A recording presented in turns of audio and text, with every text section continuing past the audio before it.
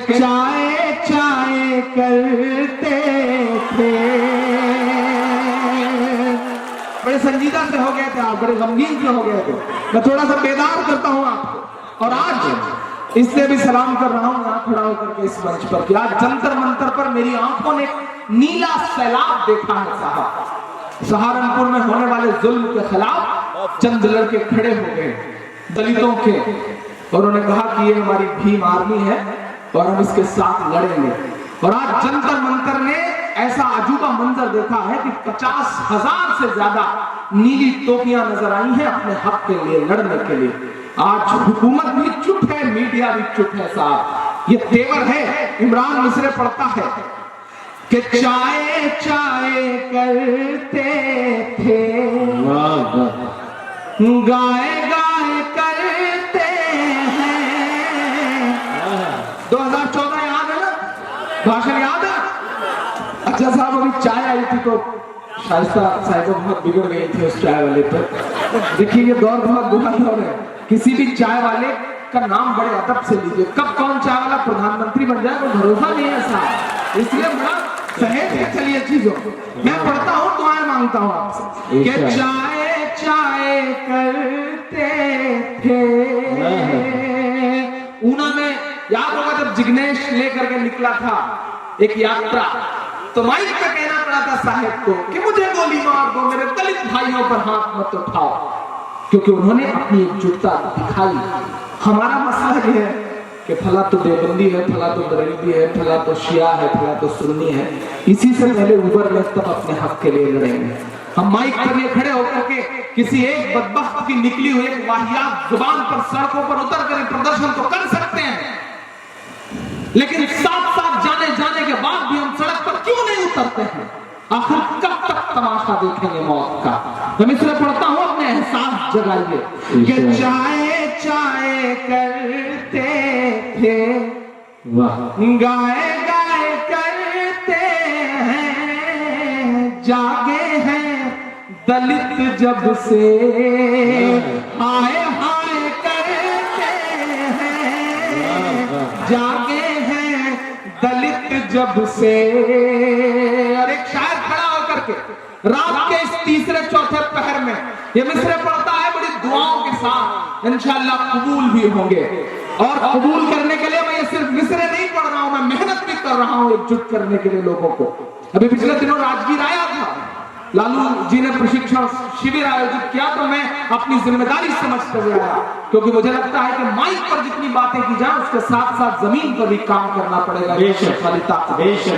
तो मैं मिसरे पढ़ता हूं साहब कि जागे हैं दलित जब से, हाय हाय करते हैं, कि 2.5 साल बाकी है, आने दो जरा 19, 2.5 साल बाकी है, आने दो जरा 19, दिल्ली भी ये कह देगी बाय बाय करते हैं, दिल्ली भी ये कह देगी बाय बाय करते हैं। और आप मायूस मत होइए साहब, इस सूबे में हुकूमत बन गई, उस सूबे में हुकूमत बन गई, मायूस मत होइए। मैं तो उत्तर प्रदेश से आता हूं, वहां ये मिसरे जब मैंने पढ़े तो उस दिन दिल्ली की विधानसभा में दिल्ली के उप मुख्यमंत्री मनीष सिसोदिया ने दिल्ली की विधानसभा में मेरे ये मिसरे कोट करते हुए ईवीएम के हैकिंग का पूरा मसला दिखाया था। कार्रवाई में दर्ज हुए ये 4 मिसरे मेरे, मैं पढ़ता हूं साहब। क्या क्या के लड़ाई तुमने जो ये बेहतरीन जीती है, लड़ाई तुमने जो। थोड़ा सा आप और बेदार हो जाए, नहीं गजल सुनाने चल रहा, लेकिन बस थोड़ा सा आप और बेदार हो जाए। मैं बड़ी हिम्मत कर रहा हूँ, बड़ी मेहनत कर रहा हूँ, मैंने अपना हक अदा कर दिया आने का, लेकिन मैं जानता हूँ कि इस भीड़ में कई 100 किलोमीटर से आए हुए मेरे चाहने वाले हैं फेसबुक पर देखने के बाद, तो मुझे उनका भी हक अदा करना है। तो थोड़ा सा आपकी और बेदारी हो साहब। मैं पढ़ता हूँ कि लड़ाई तुमने जो ये बेहतरीन जीती है, फरेब दे के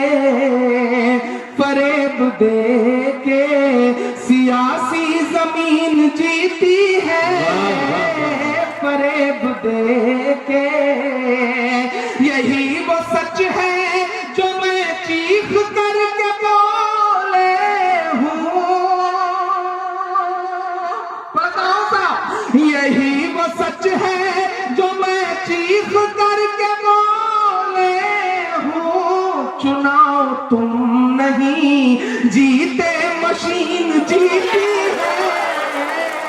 चुनाव तुम नहीं जीते मशीन जीती है।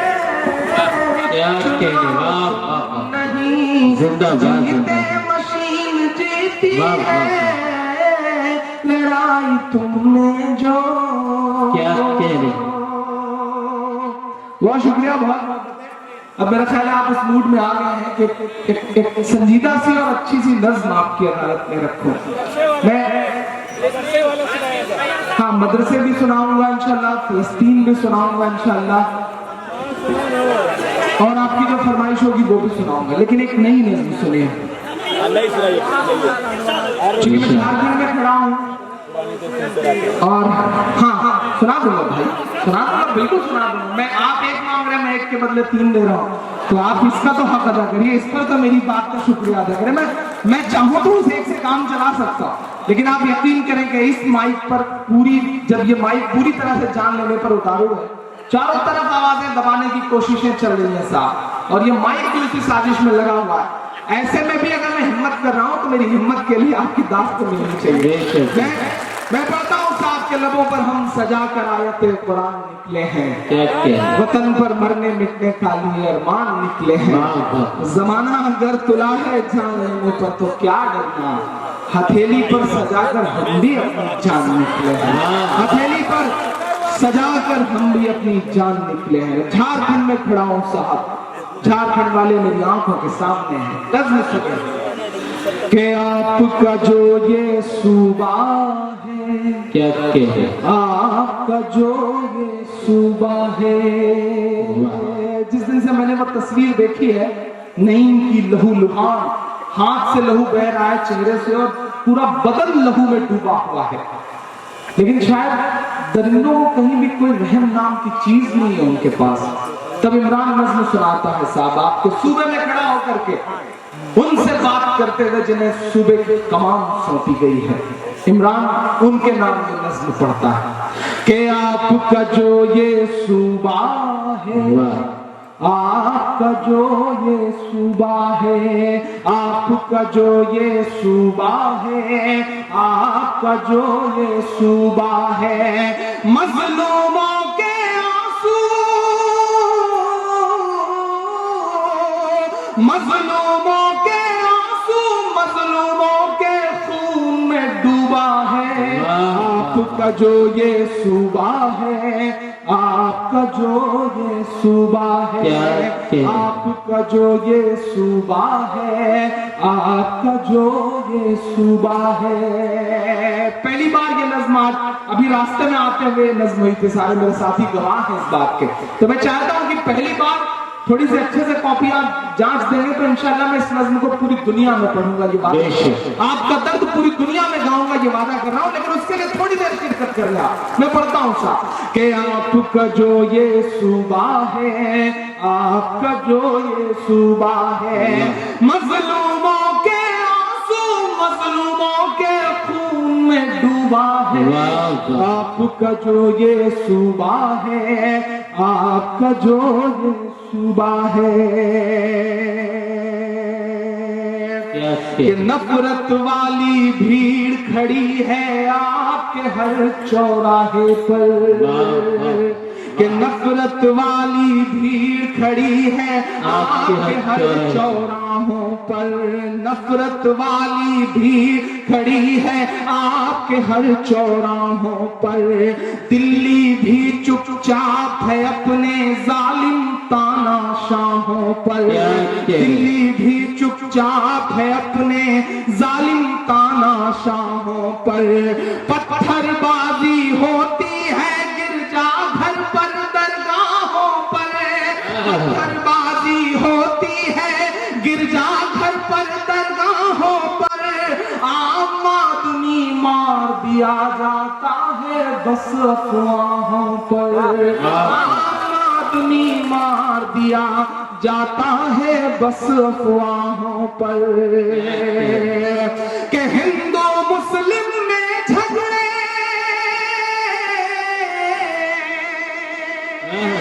सच्चे मिस्र हो तुम उठे के खान। कि हिंदू मुस्लिम में झगड़े, हिंदू मुस्लिम में झगड़े, कातिल का ये मंसूबा है। आपका जो ये सूबा है, आपका जो ये सूबा है, आपका जो ये सूबा है। भाई नहीं पिटली, इमरान को बधाई नहीं मिलेगी क्या? जोरदार तालियां। मजलूमों के आंसू मजलूमों के खून में डूबा है। आपका जो ये सूबा है, आपका जो ये सूबा है। मैं ये नज़्म क्यों पढ़ रहा हूं, बस छोटी सी बात आपको बताता हूं। हम शायद समाज का आईना, हम कलमकार समाज का दर्पण है, हमारी अपनी जिम्मेदारी बनती है। संजय भाई, मुझे याद आता है कि देश की संसद से पहले प्रधानमंत्री पंडित जवाहरलाल नेहरू उतर रहे थे। उनके साथ इस देश के बहुत बड़े कवि, शायर, राष्ट्र कवि का जिनको दर्जा था, रामधारी सिंह दिनकर उतर रहे थे। एकाएक नेहरू जी का पांव लड़खड़ाया, नेहरू जी गिरने को हुए कि दिनकर जी ने उनका हाथ थाम लिया। तो नेहरू जी ने कहा कि दिनकर जी आपका शुक्रिया, आपने मुझे गिरने से बचा लिया। तो दिनकर के जवाब को हम तमाम कलमकारों का जवाब समझा जाए। दिनकर ने कहा कि नेहरू जी, इस देश की सियासत के कदम जब जब लड़खड़ाएंगे, साहित्य और अदब हमेशा उसे सहारा देगा। मैं अपनी जिम्मेदारी समझ करके ये नज़्म पढ़ रहा हूं। अभी पिछले दिनों एक इंटरव्यू में मुझसे कहा गया कि इमरान साहब आप हुकूमतों के खिलाफ बोलते हैं, लेकिन एक खास पार्टी के खिलाफ ज्यादा क्यों बोलते हैं? मैंने बस एक छोटी सी बात उनसे बताई कि जब मैं 7वीं में पढ़ता था, 8वीं में, तो मेरा एक दोस्त हुआ करता था श्रीकांत शर्मा। हम दोनों साथ स्कूल जाते थे। 12 किलोमीटर हमारा स्कूल था, साइकिल से जाते थे। 6 किलोमीटर वो चलाता था, 6 किलोमीटर मैं चलाता था। सच्चा वाक्य बताता हूँ, हम दोनों घर से भाग करके स्कूल छोड़ करके साथ बाग में क्रिकेट खेलने जाते थे। पता नहीं कितनी गेंदें वो फोड़ता था, कितनी मैं फोड़ता था। क्योंकि घर से भाग के जाते थे तो थोड़ी देर बाद तलाश शुरू होती थी, अब्बू तलाशना शुरू करते थे। और जब हम पकड़े जाते थे तो जितने थप्पड़ मेरे हिस्से में आते थे मेरे अब्बू के, उतने ही थप्पड़ मेरे अब्बू श्रीकांत को भी मारते थे। या श्रीकांत के पिताजी कभी जब तलाश करके पकड़ते थे तो जितना श्रीकांत को मारते थे उतना ही मुझे भी मारते थे। लेकिन आज अगर वही एक थप्पड़ मेरे अब्बू श्रीकांत को मार दें, या श्रीकांत के पिताजी वही एक थप्पड़ मुझे मार दें, तो वो थप्पड़ कब हिंदू मुसलमान के सांचे में ढल जाए पता नहीं चलेगा। ये नुकसान हुआ है हमारे समाज का। उस विचारधारा की, खास विचारधारा की पार्टी ने समाज का ये नुकसान किया है, मेरा व्यक्तिगत नुकसान किया है। मैं शायद इसलिए बोलता हूं। मैं आखिरी बंद पढ़ता हूं इस नज़्म का साथ कि मजलूमों के आंसू मजलूमों के खून में डूबा है। आपका जो ये सूबा है, आपका जो ये सूबा है, हिंदू मुस्लिम के झगड़े कातिल का ये मंसूबा है। आपका जो ये सूबा है, आपका जो ये सूबा है। शायद एक शायर भी हिम्मत कर सकता है, और इस हिम्मत के लिए आपका साथ चाहिए। साथ मैं, ऐसा ना लगे मुझे कि मैं कमजोर पढ़ रहा हूं, मैं पढ़ता हूं साथ। आपका जो ये सूबा है, आपका जो ये सूबा है। मीडिया के साथी अगर कल इसे छापेंगे तो मुझे अच्छा लगेगा। मैं पढ़ता हूं कि रघुबर दास जी आप जरा रघु की मर्यादा याद करो। बड़ी कमजोर ताली बजाई है आपने, ऐसे काम नहीं चलेगा। पीछे कि रघुबर दास जी आप जरा रघु की मर्यादा याद करो। राज धर्म और राम राज को और ज्यादा याद करो। राम राज और राज धर्म को और ज्यादा याद करो। अगले 2 मिसरों पे और साथ चाहिए। चाहता हूं आपका कि रघुवर दास जी आप जरा रघु की मर्यादा याद करो, राजधर्म और राम राज को और ज्यादा याद करो, संविधान की गरिमा को और मर्यादा को भूल गए, संविधान की गरिमा को और मर्यादा को भूल गए, इस आवाम से किया गया था हर एक वादा याद करो, इस आवाम से किया गया हर वादा याद करो। क्या कहने, वाह के रघुवर दास जी आप जरा रघु की मर्यादा याद करो, राम राज और राजधर्म को और ज्यादा याद करो, संविधान की मर्यादा को और गरिमा को भूल गए, इस्लाम से किया गया अपना हर वादा याद करो, कि झारखंड का बच्चा बच्चा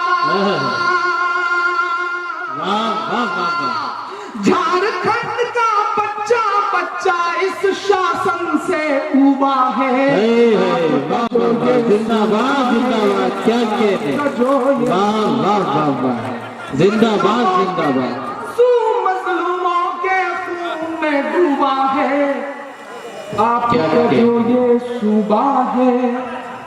दोस्तों आपके दर्द की तर्जुमानी हो रही है, आपकी तालियों की गड़गड़ाहट में ये दर्द की तर्जुमानी होनी चाहिए। वाह वाह वाह। मुझे आखिर में जिस नज्म की फरमाइश है मैं वो पढ़ करके इस मुशायरे को इसकी आखिरी मंजिल तक पहुंचाता हूँ, लेकिन उससे पहले वो एक नज्म जिसने मुझे इमरान बनाया, जिस नज्म ने मुझे आप तक पहुंचाया। मैं इलाहाबाद विश्वविद्यालय में हिंदी साहित्य का विद्यार्थी रहा हूँ। ये बिहारी लाल उसी यूनिवर्सिटी में मेरे सीनियर हुआ करते थे। मेरा मदरसों में पढ़ाई का कोई सिलसिला नहीं रहा है, जो जहां है उनके पड़ोसी थोड़ी देर के लिए उन्हें वहीं बिठा लें, क्योंकि मैं मदरसे की नज्म सुनाने चल रहा हूं, जो नज्म मेरी पहचान का सबब है, या यूं कहूं कि जिस नज्म की वजह से मैं इमरान बना हूं, इस नज्म ने मुझे आप तक पहुंचाया है। मैं सुनाता हूं साहब। मैं हिंदी का विद्यार्थी था, मदरसों में पढ़ाई का कोई सिलसिला नहीं था, लेकिन अल्लाह को जब काम लेना होता है तो अल्लाह चीटियों से काम ले लेता है। उसने मुझ जैसे हिंदी माध्यम के बच्चे से एक नज्म कहलवाई। पिछले 15 साल में जो प्रोपेगेंडा खड़ा किया गया कि मदरसों में ऐसा, मदरसों में वैसा, मदरसों से ये निकलते हैं, मदरसों से वो निकलते हैं। मेरा दोस्त तनवीर एक शेर कहता है कि कभी आजूज लिखता है, कभी माजूज लिखता है, वो अपने आप को इस अहद का माबूद लिखता है, उसे कह दो ये जर्रे अमन की तबलीग करते हैं, वो पागल मदरसों की रेत को बारूद लिखता है, वो पागल मदरसों की रेत को बारूद लिखता है। तब मैंने बड़े सलीके से, बड़ी मोहब्बत से एक नज़्म कही है, मैं सुनाता हूं कि मिला हमेशा चाहत का पैगाम मदरसों से। ऐसे खामोशी से सुनेंगे तो काम नहीं चलेगा, पूरे हिंदुस्तान के पलकों में बैठा के सुना है, हंगामा सुना है। आप सब भी थोड़ा बेदार हो जाए, इधर के भी दोस्त, से भी कुछ दोस्त जो बिल्कुल ऐसे बैठे हैं जैसे मनरेगा के मजदूर बैठे हो, मैं उनसे भी गुजारिश करूंगा कि भैया थोड़ी सी दाद आप भी दे दें, सारी जिम्मेदारी सामने वालों की थोड़ी है, आपकी भी कुछ है।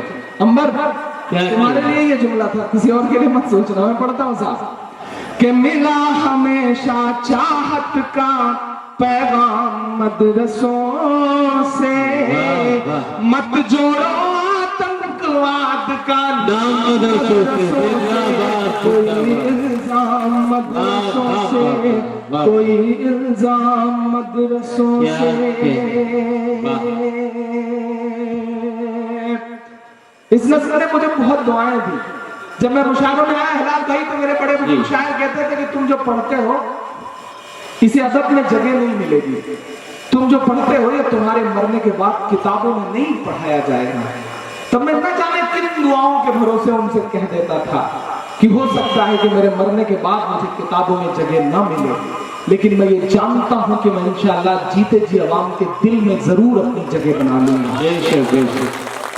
ये मिला है मुझे, और जिस शायरी को पूरा हिंदुस्तान खारिज करता रहा, अदबी लोग खारिज करते रहे, अल्हम्दुलिल्लाह ये आपके दुआओं का सदका था कि पिछले साल मेरे सूबे की हुकूमत में सूबे का सबसे बड़ा अवार्ड सबसे कम उम्र में मेरे दामन में डाला यश भारती जैसा बड़ा अवार्ड, 11 लाख रुपए का अवार्ड। बेशक ये आपकी दुआओं का सबका 11 लाख रुपए का और 50,000 टेंशन, इसलिए नो टेंशन। जोरदार तालियां। अच्छी बात तो ये है कि 50,000 पेंशन मिलती है हर महीने। ये सच है कि हर महीने 50,000 रुपए उसमें पेंशन मिलती है। लेकिन आपको सच बताऊं कि जिस दिन मुझे ये अवार्ड अनाउंस हुआ था उसी के कुछ महीने बाद मेरा ख्याल है कि मिनहाज अंसारी का जामताड़ा का मामला हुआ था।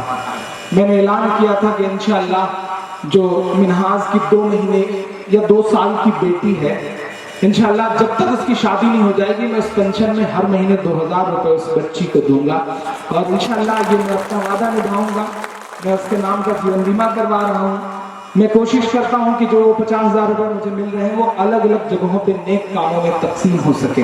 पिछले दिनों मैंने ऐलान किया और मैं मेवात गया भी कि पहलू खान की जो बूढ़ी माँ है, मैंने इंशाअल्लाह अहद किया है और मदद करके भी आया हूँ कि जब तक वो जिंदा रहेंगी इंशाअल्लाह हर महीने उनके खर्च के लिए 5,000 रुपए में उस पेंशन में से उनको देना है। और मैं कोशिश करता हूँ कि जब कुछ बच्चे पढ़ लिख रहे हैं अल्लाह छोटा छोटा काम ले रहा है ऐसे ही। और सिर्फ ये 13 लाख का कलेक्शन आया है। इमरान भाई आप वो चीज बताना मत भूलें, आपके सब प्रयासों से वहाँ के इतने लोगों ने, हिंदू भाइयों से लेकर मुस्लिम भाइयों ने 13 लाख रुपए का कलेक्शन वहाँ पहुँचाया है।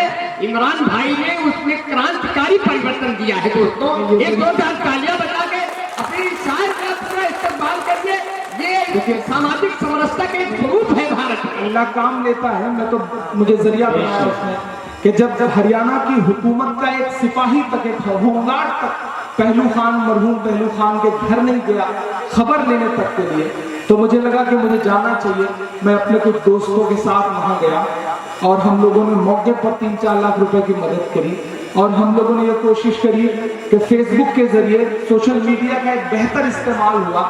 मैंने पहलू खान की वाइफ जो उनकी बेवा थी उनका अकाउंट नंबर शेयर किया, तो अल्हम्दुलिल्लाह पूरी दुनिया से लोगों ने मदद करी है। 100 रुपए से लेकर के 1 लाख रुपए तक की मदद मेरे चाहने वालों ने, मेरे फैंस ने करी। अच्छा खासा अल्लाह के करम से उनकी मदद हो गई। और मैं यहाँ वादा करके जा रहा हूँ कि इंशाल्लाह जल्दी ही नईम और जो लोग मारे गए हैं मैं उनके परिवारों तक भी जाऊंगा और जो बद पड़ेगी इंशाल्लाह उनकी भी मदद करूंगा। क्योंकि शायरी का मकसद या शायरी का मतलब सिर्फ ये नहीं कि मैं माइक पे खड़ा होकर आपसे तालियां बजवा करके अपने घर चला जाऊं और उसी तालियों के नशे में रहूं। मुझे लगता है कि अल्लाह जमीन पर मुझसे कुछ काम ले ले।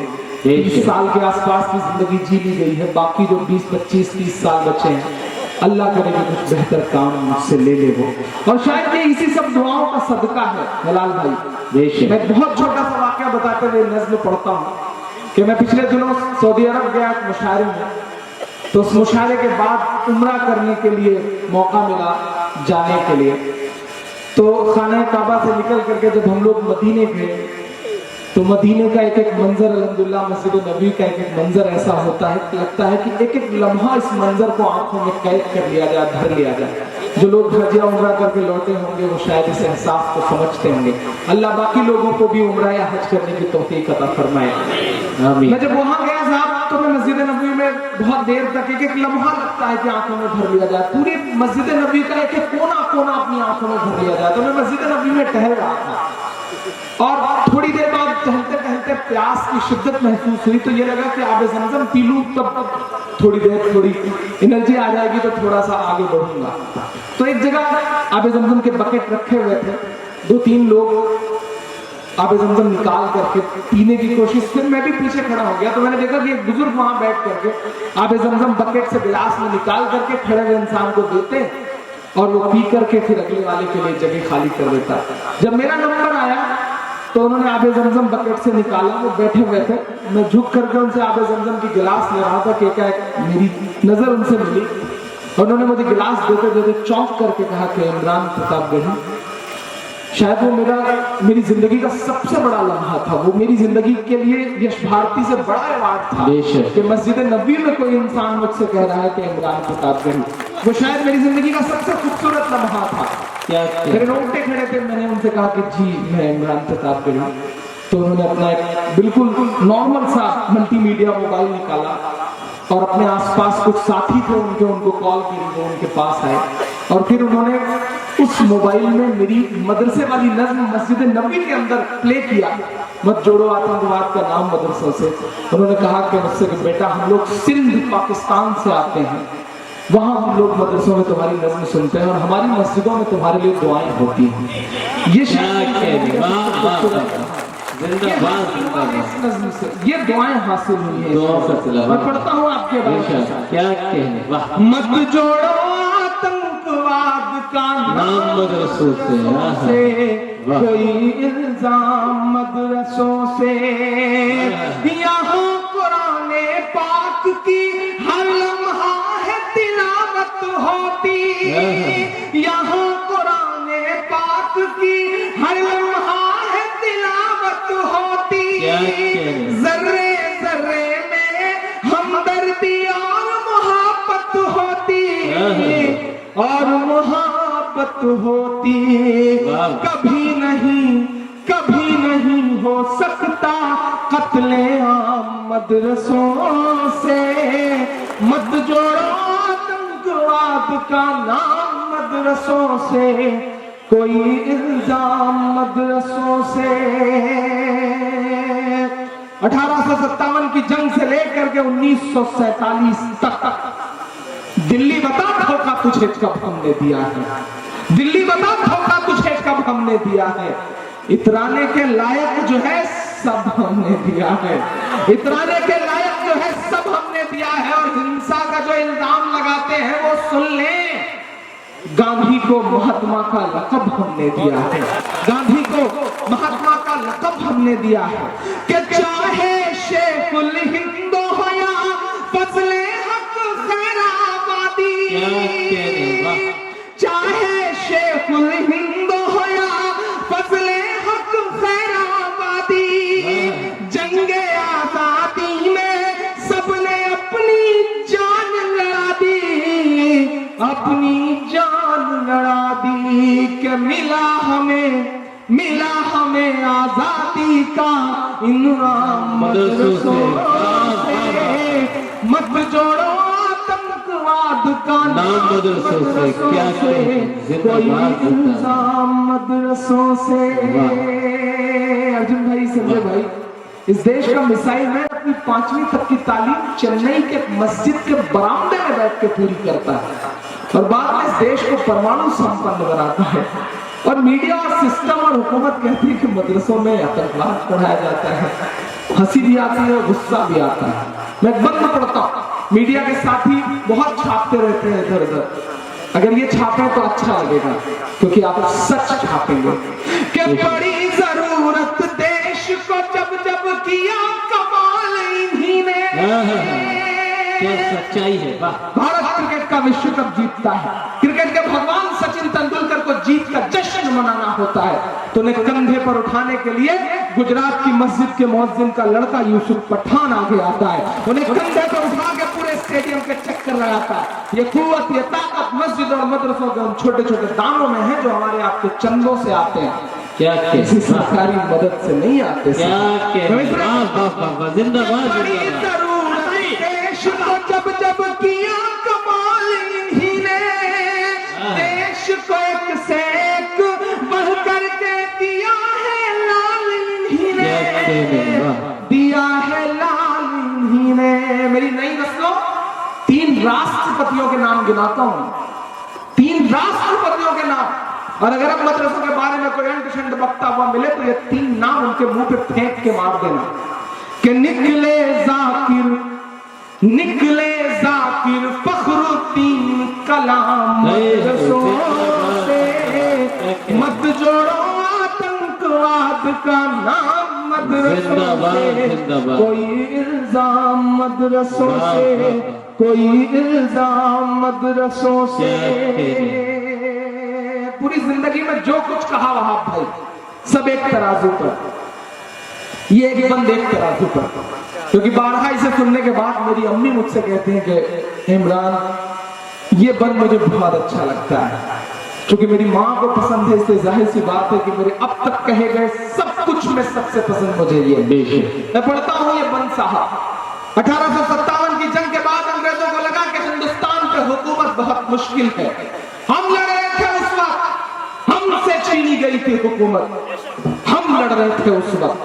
अंग्रेजों को लगा कि हिंदुस्तान पे हुकूमत बहुत मुश्किल है, हुकूमत करना है तो मुसलमानों को मिटाओ, मुसलमानों को मिटाना है तो कुरान मिटाओ।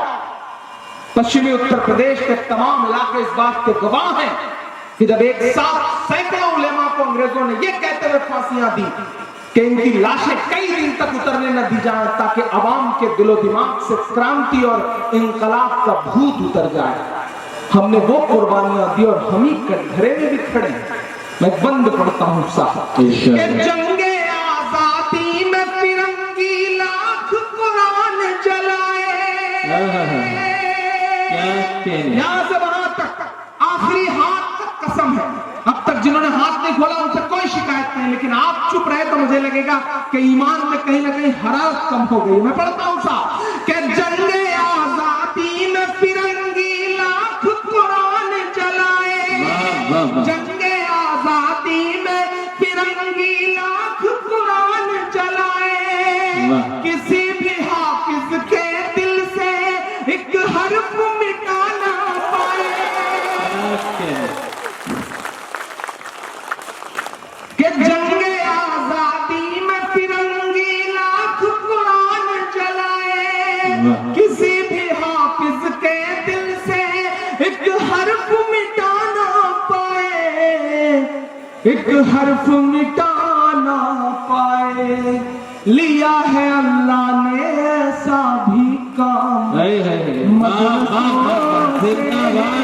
मत जोड़ो आतंकवाद का नाम मदरसों से, कोई इल्जाम मदरसों से, कोई इल्जाम मदरसों से। कभी कभी सोचता हूँ ये हुकूमत, ये प्रशासन, ये सिस्टम, ये मीडिया, ये लोग हमारी नस्लों से और क्या उम्मीद करते हैं। हमारे हाथ में शहनाई थमाई जाती है तो मुस्ताद बिस्मिल्लाह खान बन जाते हैं, हमारे हाथ में सरोद थमाया जाता है तो मुस्ताद अमजद अली खान बन जाते हैं, हमारे हाथ में तबला थमाया जाता है तो मुस्ताद जाकिर हुसैन बन जाते हैं, हमारे हाथ में टेनिस का रैकेट पकड़ाया जाता है तो हमारी बेटियां सानिया बन जाती हैं, हमारे हाथ में म्यूजिक दिया जाता है तो हम इस देश को आस्कर दिलवाने वाले ए.आर. रहमान हो जाते हैं, हमारे हाथ में क्रिकेट का बल्ला पकड़ाया जाता है तो यूसुफ पठान, इरफान पठान, मोहम्मद शमी और जहीर खान हो जाते हैं, हमारे हाथ में साइंस दिया जाता है तो हम इस देश को परमाणु संपन्न बनाने वाले कलाम हो जाते हैं। क्योंकि हमें अव्वल रहने की आदत है, क्योंकि हमें अव्वल रहने की आदत है तो हो सकता है कि हमारे पांव लड़खड़ाए हो तो हम हाजी मस्तान भी हो गए हों, बट इट्स ब्लैक। जिस तरह इंद्रधनुष होता है, स्पेक्ट्रम होता है, इसमें बहुत सारे रंग होते हैं, उसके आसपास काला रंग भी होता है, ये हमारी नस्लों का काला रंग है। मैं सिस्टम से, प्रशासन से, हुकूमत से गुजारिश करता हूं कि हमें उस काले रंग से क्यों पहचानते हैं, जो हमारी जिंदगियों के और खूबसूरत रंग है, हमें उससे पहचानिए। हम मुल्क की तरक्की में आपके साथ आखिरी बंद पढ़ता हूँ आज की इस रात का। वो कहते हैं हथियार मिलता है, वो कहते हैं ट्रेनिंग दी जाती है, मैं बताता हूँ क्या मिलता है। सदी का सबसे बड़ा सच है ये, क्या मिलता है कि वजू के लोटे कुछ पुरार टूटी हुई चटाई, वजू के लोटे कुछ पुरार और टूटी हुई चटाई, जिसे देखना है वो आकर देखेंगे सच्चाई, देखेंगे सच्चाई। एक शख्स की आमीन के साथ विदा होना चाहता हूं कि फैला है, फैला है, फैला है और फैलेगा इस्लाम मदरसों से, मत जोड़ो आतंकवाद का नाम मदरसों से, कोई इल्जाम मदरसों से। जहां खड़े हैं ऐसे खड़े रहिए बस एक लम्हे के लिए। ये मेरी कौम के रहनुमा भी सुने, मेरी उजड़ी हुई दास्तां भी सुने, ये मेरी कौम के रहनुमा भी सुने, मेरी उजड़ी हुई दास्तां भी सुने, जो मुझे मुल्क तक मानते ही नहीं, सारी दुनिया के वो हुक्म भी सुने। सिर्फ लाशें ही लाशें मेरी गोद में, सिर्फ लाशें ही लाशें मेरी गोद में। कोई पूछे मैं क्यों इतना गमगीन हूँ, मैं फलस्तीन हूँ, मैं फलस्तीन।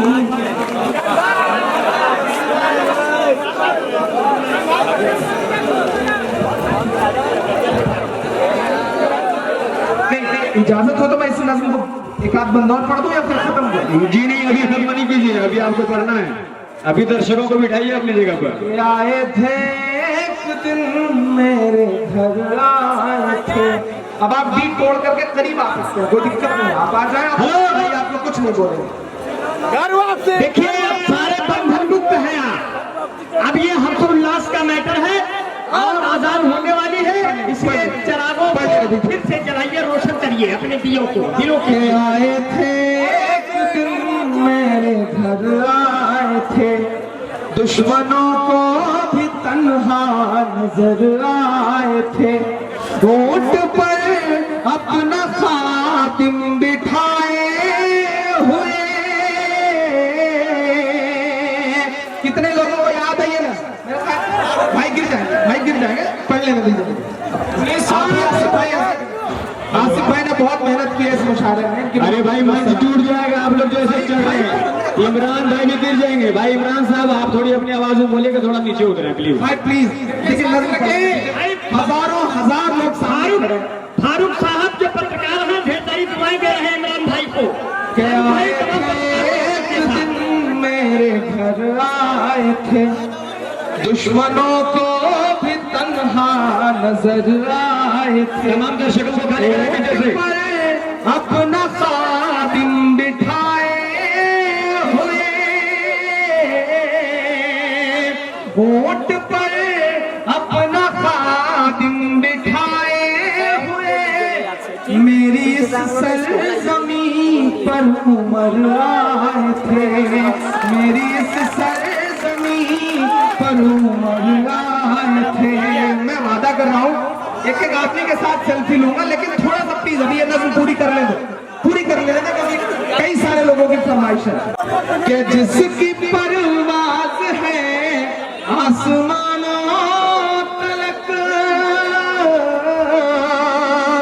जिसकी परवाज़ है आसमानों तलक, जख्मी जख्मी मैं वो एक शाहीन हूँ, मैं फलस्तीन हूँ, मैं फलस्तीन हूँ, मैं फलस्तीन हूँ, मैं फलस्तीन हूँ।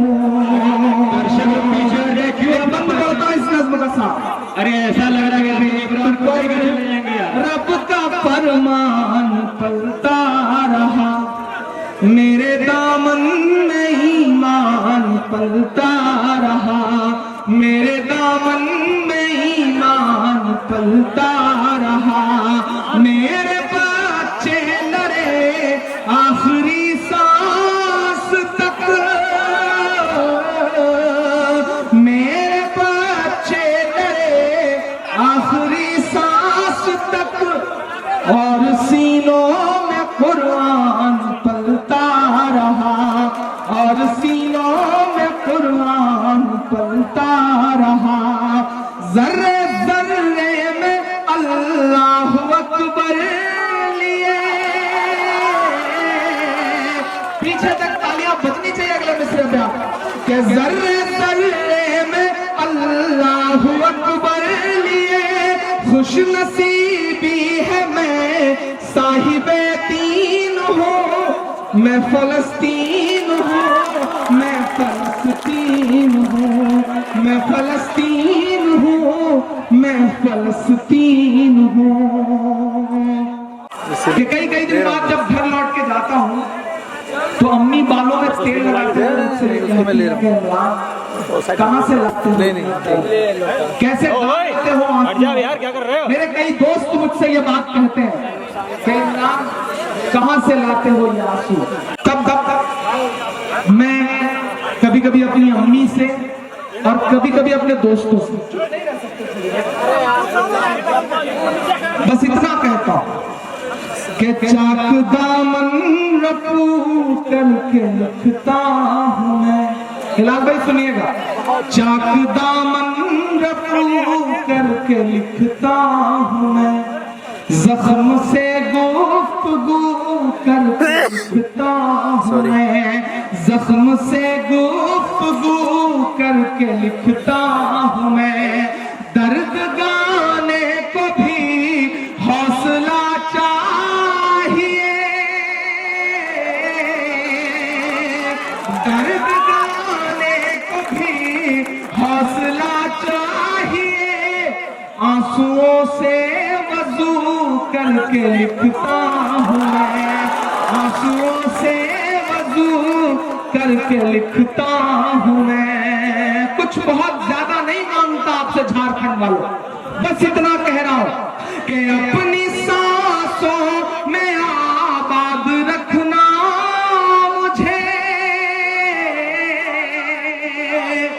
कुछ ज्यादा नहीं मांग रहा, बस एक वादा अपनी नई नस्लों से लेना चाहता हूं। सिर्फ मेरी एक बात पे गौर करना, तुम्हारे साथ जुल्म है, ज्यादती है, लेकिन अगर तुम्हें यह लगता है कि तुम्हारे मसलों का हल सियासत से निकल जाएगा तो गलतफहमी के शिकार है। हेलो, सियासत और रहबर तुम्हारे पास पिछले 70 सालों से रहे हैं।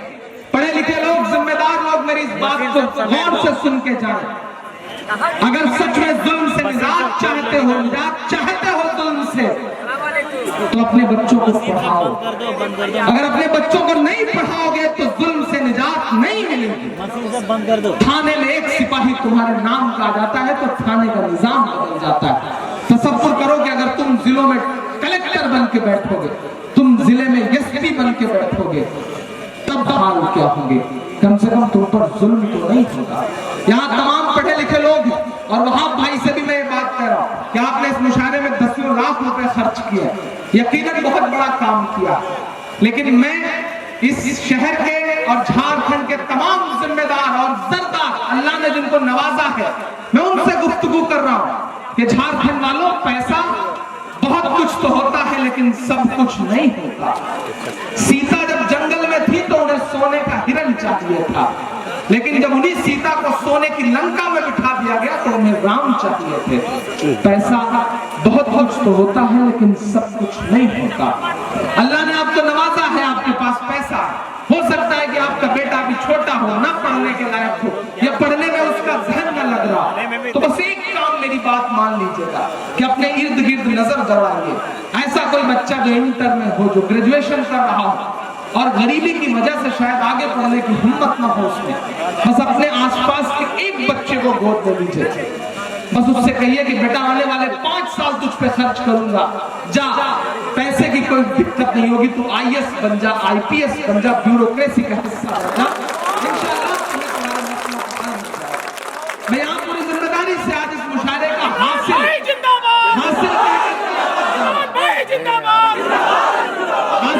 करके आपसे ये बात कहूं कि मेरी नई नस्लों, इस भीड़ में तमाम ऐसे बच्चे होंगे जो ग्रेजुएशन में होंगे, जो इंटर कर रहे होंगे।